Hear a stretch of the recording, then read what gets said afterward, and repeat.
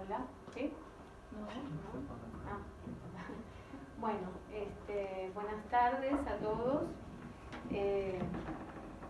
Ante todo quiero agradecerle a Oliver Escobar y a Diana Montes y al Seminario Permanente de Investigación en Psicoanálisis Lacaniano y a la UACM por esta invitación. Creo que para todos los que hicimos una investigación, una tesis, siempre es un privilegio poder compartir algo de lo que hemos trabajado con un público. Así que bueno, muy agradecida con la invitación y muy agradecida con los presentes para que, como dijo Diana, voy a hablar un rato y después más vale voy a dejar tiempo para que conversemos, porque además es un tema muy actual que voy a tocar.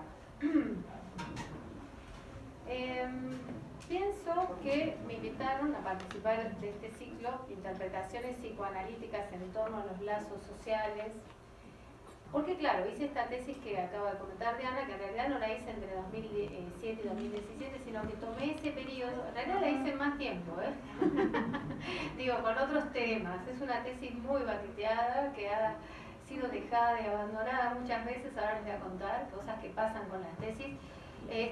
No, si fuera por el tiempo es eterno, pero lo que tomé fue ese tiempo más o menos para investigar, para poner algún tipo de límite, de acotación de este problema. Además, bueno, hay que decirlo que el tema de las desapariciones coincide bastante, más o menos, si bien es un tema que tiene su historia en México y en América Latina, sí es cierto que en ese año escala, ¿no? Escalan a partir de un contexto particular de la violencia, que es la guerra contra el narcotráfico, mientras que otras violencias se venían dando de manera sistemática y creciente desde antes, desde los años 80, pero esta justamente ahí escala. Entonces digo, bueno, que creo que me invitaron porque hice esta tesis sobre el problema de los desaparecidos en México.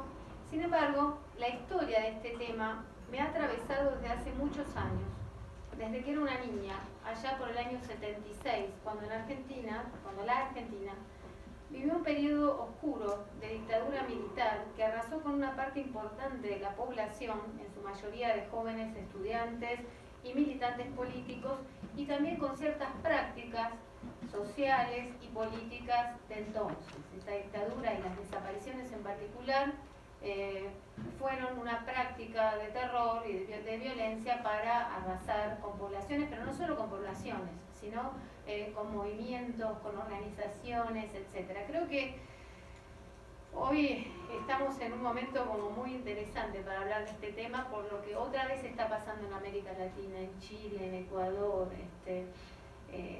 bueno, y en México obviamente, ¿no? Que es de lo que voy a hablar, pero es otra vez un momento donde este tema no se tendría que reducir a un país, sino que lo tenemos que ver como un problema regional. En mi caso yo tenía entre 2 y 4 años cuando mi país vivió la peor crisis de violencia que se había conocido en las tierras del Río de la Plata en el siglo XX. Y tenía 8 años cuando regresó la democracia y se empezó a hablar públicamente de los desaparecidos.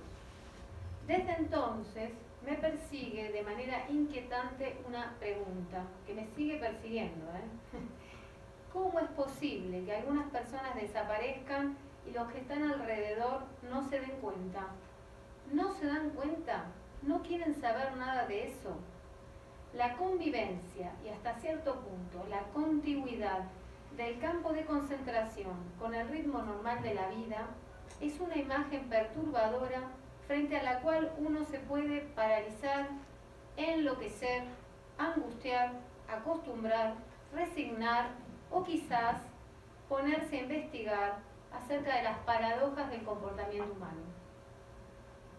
Ya ven, se trata de preguntas que tocan a la relación de cada uno con el saber, interrogantes que señalan posiciones subjetivas que nos interesan a los psicoanalistas. Lo que quiero resaltar es que se trata de un tema que me ha marcado profundamente, el que me puse a investigar. El significante desaparecer en México forma parte de mi repertorio más íntimo. Y empiezo por aquí, porque hoy quiero hablarles de algunos aspectos de esta investigación y darles algunas coordenadas sencillas, pero creo fundamentales, sobre cómo se puede abordar un tema social con las herramientas del psicoanálisis, con el propósito de alentarlos a hacer este tipo de anudamientos. De entrada les digo que no hay fórmulas generales, pero sí algunos principios para guiarse. Realmente la articulación entre la perspectiva psicoanalítica y los problemas sociales es compleja, no va de suyo. Si bien es cierto que a Freud le interesaron los temas sociales, que escribió Psicología de las Masas y que escribió El malestar en la cultura y que Lacan también habló y que los psicoanalistas hablamos de los malestares de nuestro tiempo, no es una articulación sencilla, porque el psicoanálisis es sobre todo una práctica, ¿no? Y lo que teorizamos en psicoanálisis siempre es una elucubración de saber sobre una práctica que toca lo singular, ¿no? Que toca a una relación entre alguien que habla y alguien que escucha. Entonces, trasladar este tipo de cosas a lo social no es una tarea sencilla, pero tampoco imposible. Y tampoco lo que se logra va a ser algo perfecto, pero vale la pena. Voy a tratar de transmitirles por qué creo que vale la pena hacer esa articulación, que es difícil. Entonces decía, no hay una fórmula. Yo recuerdo que cuando estaba empezando a hacer la tesis, un amigo me había pasado un libro de Jorge Alemán, por ejemplo, ¿no? Como para ver de qué manera él había... Pero resulta que ese libro de Jorge Alemán hablaba del deseo y la política. Y yo en ese momento, después apareció el deseo en mi investigación, digo, apareció en términos de cómo yo podía dar cuenta de algo del deseo, pero realmente cuando yo estaba empezando a pensar este tema era pura pulsión de muerte. ¿Qué deseo ni deseo? O sea, no me servía, o sea, me servía pero no me servía, no era exactamente. Entonces eso también me hizo, sabemos que hay muchos autores que hacen esto, pero me parece que un poco lo que quiero transmitirles es que cada quien tiene que tomar del psicoanálisis aquello que le sirva en función de su recorte y de su interés y de su objeto de estudio.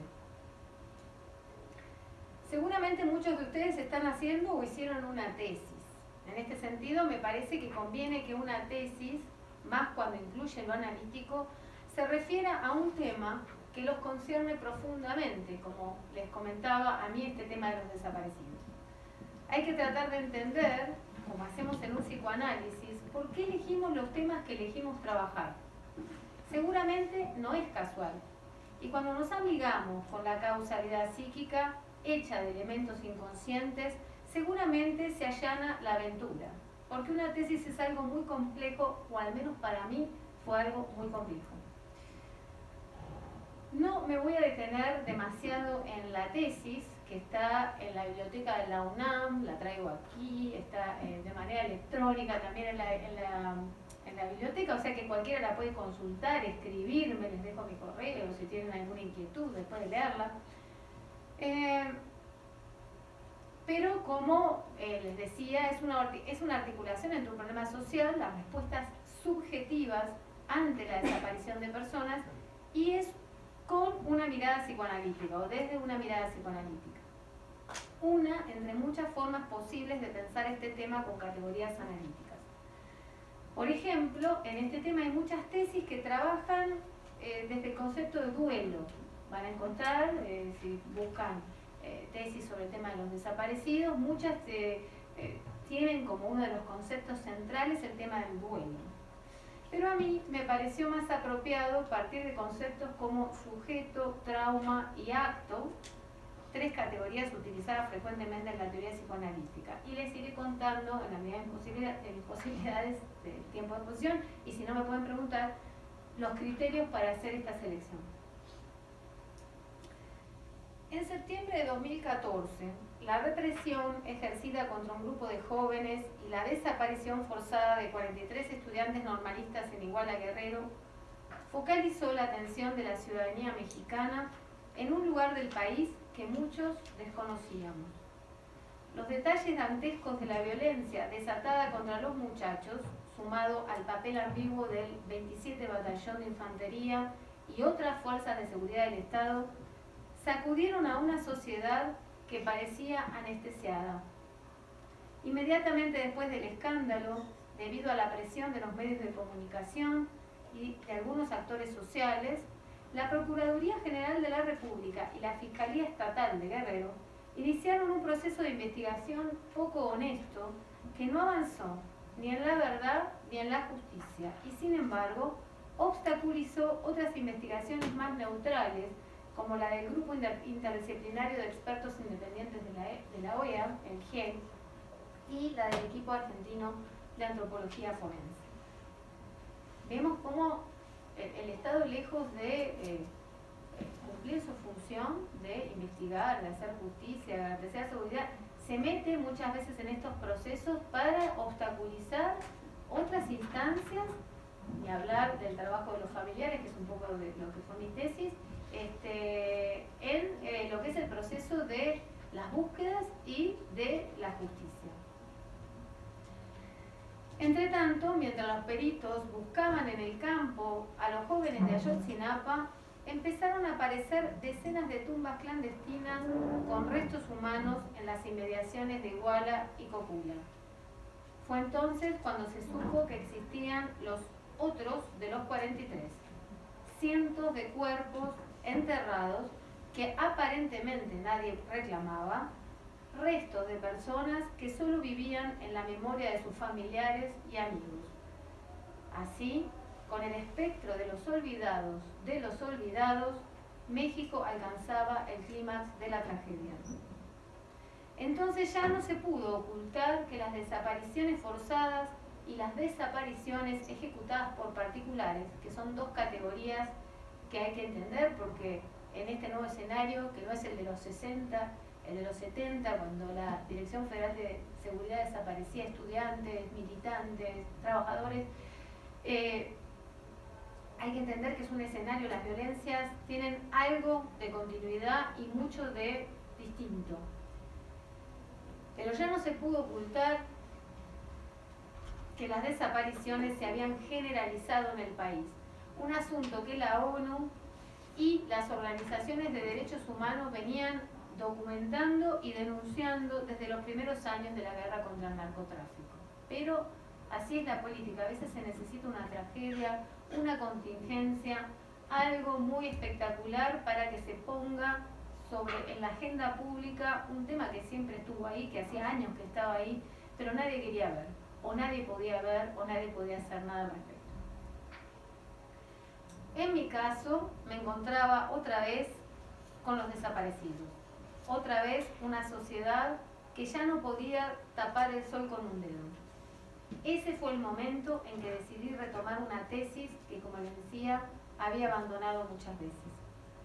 Para mí no había otro tema. Los desaparecidos formaban parte de mi vida.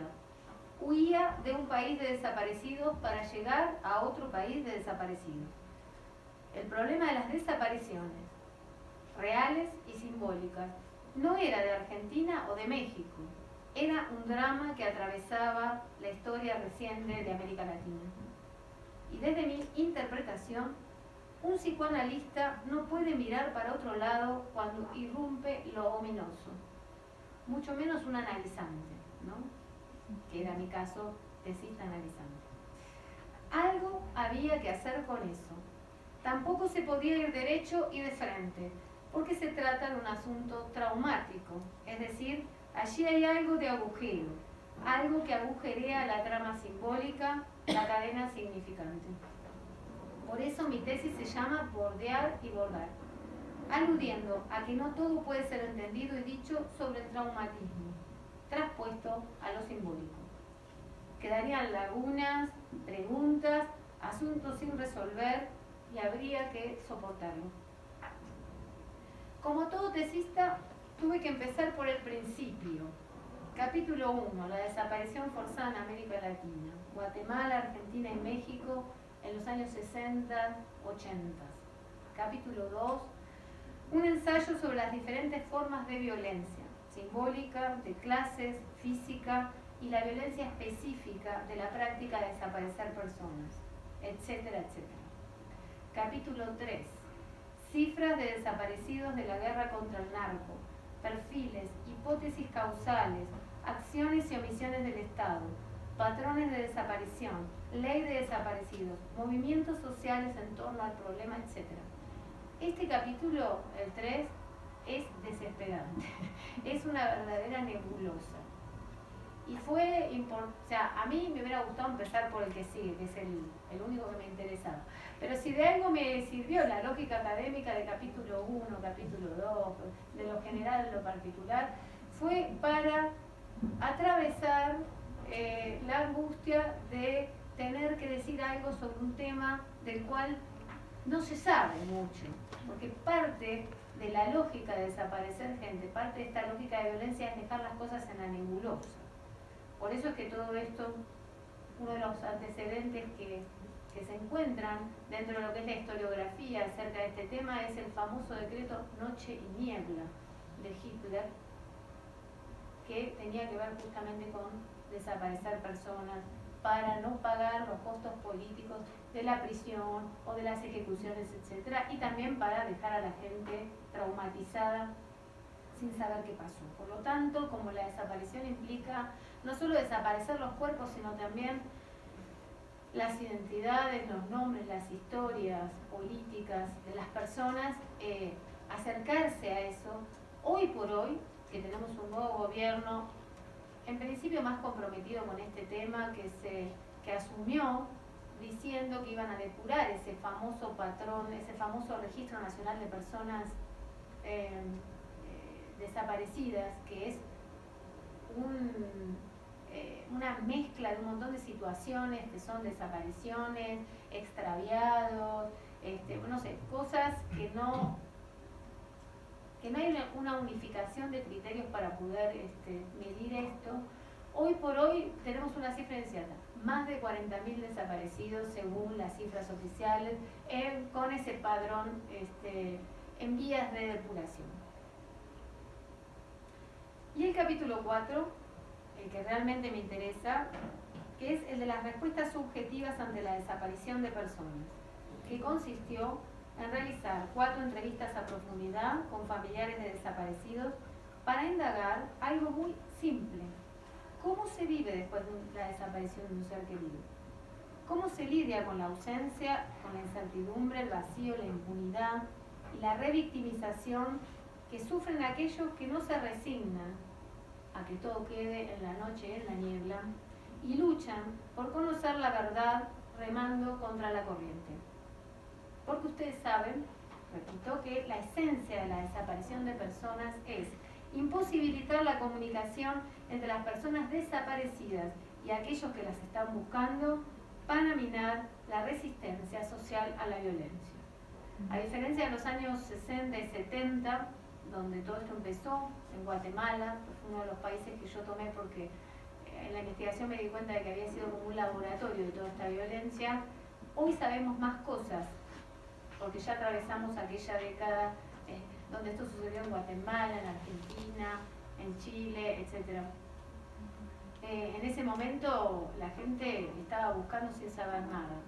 Ahora el problema es que han cambiado los patrones, las formas, las causas por las cuales, entonces seguimos estando en la incertidumbre, pero algunas cosas ya sabemos, que es un tipo de violencia que no es azarosa, que no es casual, ¿sí? Que esto se practica con algún fin, que ahora es más complejo, porque antes eran dictaduras, el poder estaba mucho más centralizado, los perfiles de las personas que desaparecían eran mucho más claros, eran militantes políticos, eran gente que ponía en cuestión el sistema. Ahora desaparece gente por muchas otras razones, muchas políticas también, pero no solamente políticas. Si bien la lógica universitaria indica que es conveniente seguir un orden, y esta sugerencia se justifica por las mejores razones, en el último capítulo me autoricé a ser más libre. Ahí no seguí los consejos de mi tutora, me fui por la libre. Primero hice el trabajo de campo con un guión mínimo que los entrevistados descomponían en cada encuentro. Seguir al sujeto es lo que enseña el psicoanálisis, y eso fue lo que hice. Poner a un lado los saberes adquiridos en la elaboración de los capítulos 1, 2 y 3, dejarlos en reserva para escuchar a los informantes como casos únicos, incomparables. Aquí es muy interesante porque yo entrevisté a 3 personas de la misma familia, que tienen los mismos familiares desaparecidos. Esa parte de mi tesis se llama Una familia, 3 posiciones subjetivas, ¿no? Y los casos, los denominé clavado en los huesos, deseo de familia y el fundador incómodo. Y otro, son las tres personas son de la misma familia, sin embargo, frente a la misma situación, frente a los mismos hechos, tienen una posición distinta, ¿sí? En algunas cosas igual y en otras cosas distintas. Si nos vamos a lo más singular, es distinta. Estas son las cosas que el psicoanálisis puede aportar a la escucha de un caso que, por supuesto que las entrevistas cualitativas no son algo del psicoanálisis, son algo más bien de la antropología, de la etnografía, de las ciencias sociales y de lo que es la investigación cualitativa, pero el matiz que puede dar el psicoanálisis yo creo que es esto que decimos siempre. ¿Cuál es la particularidad del psicoanálisis? Buscar lo singular, aun cuando se trate de personas de la misma familia. Seguramente ese trauma se va a montar sobre un trauma. Ustedes saben que el trauma en psicoanálisis tiene dos tiempos, porque el trauma siempre es el trauma de surgir en este mundo del lenguaje, de advenir a este mundo del lenguaje. El trauma es el trauma de ese encuentro entre un cuerpo y el lenguaje, de la no relación entre estas dos cosas, de la no relación entre el goce, que es del cuerpo, y el significante. Entonces, las otras cosas que nos pasan en la vida siempre se articulan de alguna manera con cómo cada uno vivió eso que lo determina como sujeto. Se trataba, en los 4 casos, de sujetos que logran salir de la parálisis por medio de la organización y la acción colectiva. Dejarme llevar por ese saber que es del otro y de lo otro, confiar en que eso me daría las claves para definir con qué conceptos iba a trabajar y no al revés, fue un acierto. Así, el arco dramático o la estructura propia del discurrir, de las enunciaciones, me indicó que tenía que hablar del sujeto, esa mezcla de determinaciones significantes y discontinuidad, interrupción, sorpresa, que permite que se produzca lo desconocido. No hablo de destapar o descubrir lo desconocido, hablo de producir lo que se crea entre uno que habla y otro que escucha y pregunta. Porque a veces tenemos esta idea del inconsciente como una cosa que está oculta, que hay que decirlo. Freud dio esas metáforas de las, ¿cómo se llama?, de las ruinas y de las capas geológicas y las cosas que está bien, es una posibilidad de pensarlo, pero hay que pensarlo también como algo que se produce cuando hay dos en una práctica. Obviamente mi tesis era una tesis, no era psicoanálisis puro, no era estar en el control. Estos no son mis pacientes, son mis informantes. Sin embargo, algo de eso se puede retomar para escuchar incluso una entrevista que no es una entrevista clínica, ¿sí? Pero uno tiene como psicoanalista la oreja para decir, ¿y esto cómo es? Cuénteme más de esto, ¿no? Y eso sí se puede hacer una entrevista profesional, por supuesto, teniendo en cuenta todas las consideraciones éticas, de que uno no está analizando a la persona, ¿no? Pero sí puede descubrir algunas cosas de cómo lidió, por ejemplo, en este caso, con una desaparición, yendo un poco más allá de lo que parece que se entiende demasiado rápido. Trauma era otra categoría, ese acontecimiento en 2 tiempos que articula los sentidos singulares de un sujeto con lo que está fuera de sentido, sin ley, y que marca los destinos de una vida en un sentido amplio. Por ejemplo, poner las cosas en esta perspectiva del trauma me permitió pensar que el concepto resiliencia, que es un concepto muy utilizado en estos temas que tienen que ver con las situaciones de violencia o con las situaciones extremas, ¿sí? Al menos en su acepción corriente, es un término adaptativo. Fíjense bien, voy a citar 2 definiciones de resiliencia, podría haber muchas más complejas, pero vamos a lo que es el sentido común. La resiliencia es el proceso de adaptarse bien a la adversidad, a un trauma, tragedia, amenaza o fuentes de tensión significativas como problemas familiares o de relaciones personales, problemas serios de salud o situaciones estresantes del trabajo o financieras, significa rebotar de una experiencia difícil como si uno fuera una bola o un resorte. Bueno, esto lo saqué de un artículo que está en internet, que es de la APA. Otra del diccionario: capacidad de adaptación de un ser vivo frente a un agente perturbador o un estado o situación adversos. Capacidad de un material, mecanismo o sistema para recuperar su estado inicial, quiero subrayar esto, cuando ha cesado la perturbación a la que había estado sometido. La categoría trauma, al contrario de la de resiliencia, me permitía, más que trauma, la categoría trauma había una perspectiva que me permitía pensar que hacer con el traumatismo, esa es la diferencia, hacer con el traumatismo diferente de resiliencia. Me permitía esta perspectiva ser más fiel a lo que los entrevistados me decían. Nunca volveré a ser el mismo, cito. No creo en la escuela del dolor.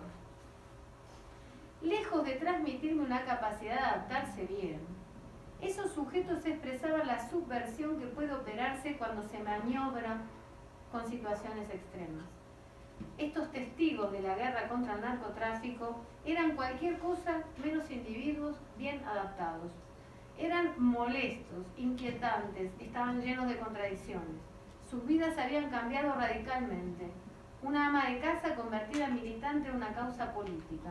Un comerciante convertido en líder de una red de organizaciones de buscadores. Un padre de familia convertido en buscador de avanzada en fosas clandestinas. Nada que ver con portarse bien y seguir las reglas del otro. Porque el otro, con mayúscula, el orden social, legal, incluso cierto saber técnico y cierto saber que tiene que ver con la psicología. Muchos psicólogos que trabajan, por ejemplo, en la comisión, que trabajaban en su momento, creo que esto ahora se ha problematizado mucho, la Comisión Ejecutiva de Atención a Víctimas, y que respondían, digamos, ante este tipo de víctimas, ese otro del saber les indicaba que había que quedarse en sus casas, deprimidos, tomando pastillas para dormir, de brazos cruzados, a esperar las respuestas que nunca llegarían. La categoría acto me interesaba porque implica un salto cualitativo en una vida, pero a la vez es una acción sin sujeto, acéfala. Un no pienso, por lo tanto hago, existo. Y esto aparecía todo el tiempo en los relatos. Cito: todo el mundo me decía que estaba loco, que cómo se me ocurría invertir los pocos recursos económicos que me quedaban para fundar una organización, pero yo sentía que tenía que hacerlo y que florecería algo. El último punto que voy a tocar y luego les doy la palabra. Saber hacer con el trauma, un conocimiento de otro orden.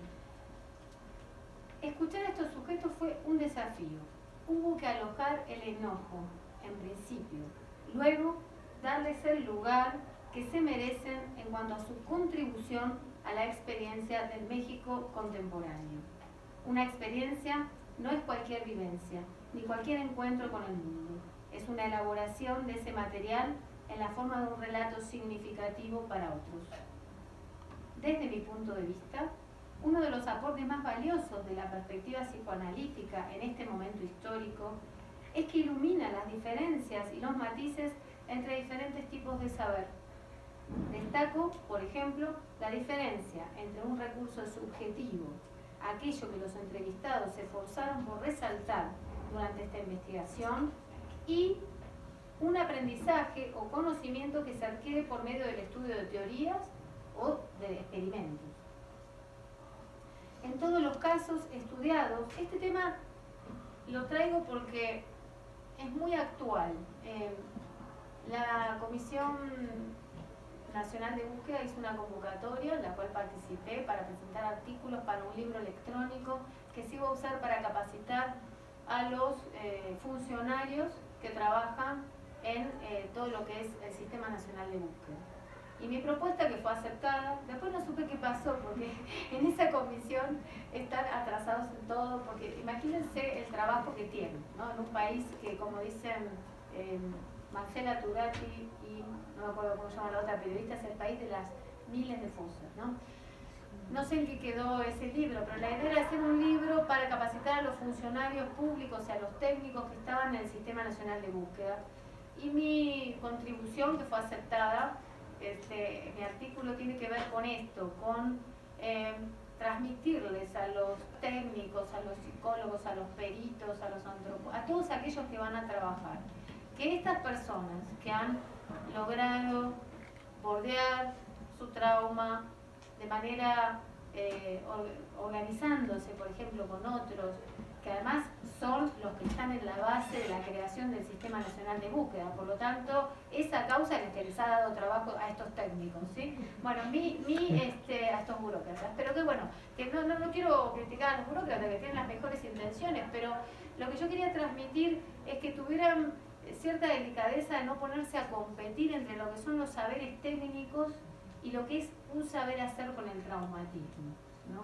Que si no, que se alteraron la escena del crimen. Estas personas, yo me refiero en mi tesis a las personas que están organizadas. Hay miles de personas que están en esta situación y no están organizadas colectivamente. Están lidiando con su trauma, vaya a saber cómo, porque yo no pude acceder a ellas. Me hubiera gustado, pero es más difícil porque están más aisladas. Estarán en la religión, en el zen, no sé, no sé cómo están, o deprimidos, o empastillados. Habría que ver esas situaciones que creo que son las de la mayoría. Pero la gente que sí pudo bordear su trauma y hacerlo de esta manera, son personas que se han capacitado en conocimientos de abogacía, forenses, de organizar, de cómo organizar, en fin, tienen un montón hasta de cómo legislar, porque han estado en la elaboración de la ley, por ejemplo, de desaparecidos, ¿no? Entonces, un poco mi propuesta en ese artículo es decir, no se pongan a rivalizar a ver si, no, esto se hace así porque alteraron la escena. Está bien, va a haber dificultades y conflictos, pero entiendan que todo ese saber que tiene esta gente no es solamente un saber técnico, es un saber de otro orden, que les ha permitido estar de pie y que les ha permitido crear este sistema en el cual ustedes están trabajando hoy por hoy, ¿no? Bueno, quiero hablar un poco de eso. O sea, quiero decir que este tema me parece que es muy actual y es muy psicoanalítico.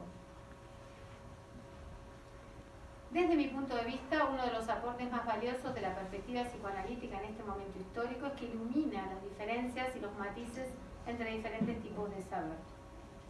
Destaco esa diferencia que les decía, un saber hacer con el traumatismo, un saber técnico. En todos los casos estudiados, la acción de los sujetos parte de lo que falta. No hay recursos económicos, no hay una sociedad consciente del drama de los desaparecidos. No hay condiciones políticas ni de seguridad. No hay investigaciones serias ni responsables. El aprendizaje toma un conocimiento preexistente, mientras que las respuestas subjetivas, entendidas como réplicas o objeciones ante un estado de cosas, se encuentran en la dimensión del acto. En este nivel, los sujetos hacen algo y su acción les permite atravesar un límite que hasta entonces no habían franqueado. Fundar una organización, excavar la tierra, encarar al prójimo deshumanizado. El acto no resiste el buen razonamiento ni el examen de realidad. Es un momento constituyente, porque quien lo realiza nunca vuelve a ser el mismo. Cito, antes vivía mi mundo privado, mi metro cuadrado, comenta uno de los entrevistados, que ahora es un líder social. Finalmente, haber pasado de la queja a la acción les permitió advertir que hay desaparecidos porque la política agoniza y que reencontrar a la sociedad es una condición necesaria para localizarlos. En los casos investigados, los sujetos afrontaron el dolor que les causó la pérdida de un ser querido mediante la articulación con otros que vivieron una situación similar. Sin embargo, no todos los sujetos que atraviesan una desaparición se inscriben en soluciones colectivas y es muy respetable. Muchos se refugian en vivencias privadas, como por ejemplo el sentimiento religioso. Pero algunos sujetos consiguieron atravesar la vivencia privada de dolor para construir un relato compartido. Así, dejaron de ver las desapariciones como un problema individual e hicieron una lectura global y consensuada del mismo, aunque no cerrada ni conclusiva. esta manera de ver las cosas no era un dato de entrada, sino la decantación de un trabajo conjunto. Cuando el orden legal, lo que nosotros llamamos el otro, se revela inoperante, los semejantes se vuelven imprescindibles.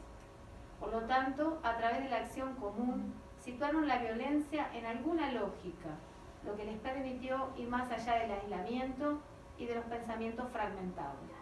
Por otro lado, descubrieron que podían incidir de manera significativa en la situación que los aqueja. De hecho, la organización de los familiares, como les decía, es la base del movimiento social que luchó para crear un sistema nacional de búsqueda.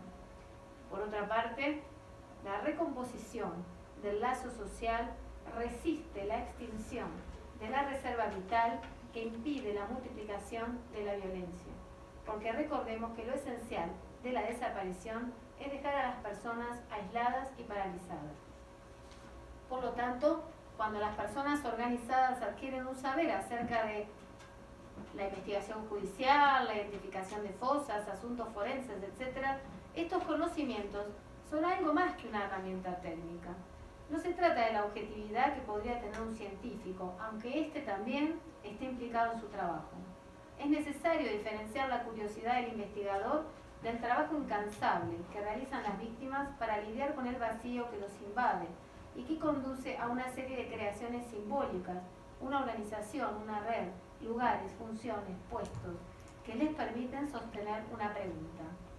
Se trata de un saber práctico que conlleva un doble movimiento: delimitar el vacío que produce la ausencia e ir más allá de ese borde, franquear los límites de la rutina de una manera de estar en el mundo, para constituirse como sujetos de acción política. Cito: entendí que había que dejar de esperar soluciones del sistema paternalista. Otra cita: me di cuenta de que me emociona buscar y encontrar algo concreto. Comprendí que tenía que salir del analfabetismo político si quería encontrar a mi hija. Son algunas revelaciones compartidas por los entrevistados que ilustran el giro decisivo por el cual consiguieron bordear y bordar el trauma. Bueno, hasta aquí mi presentación.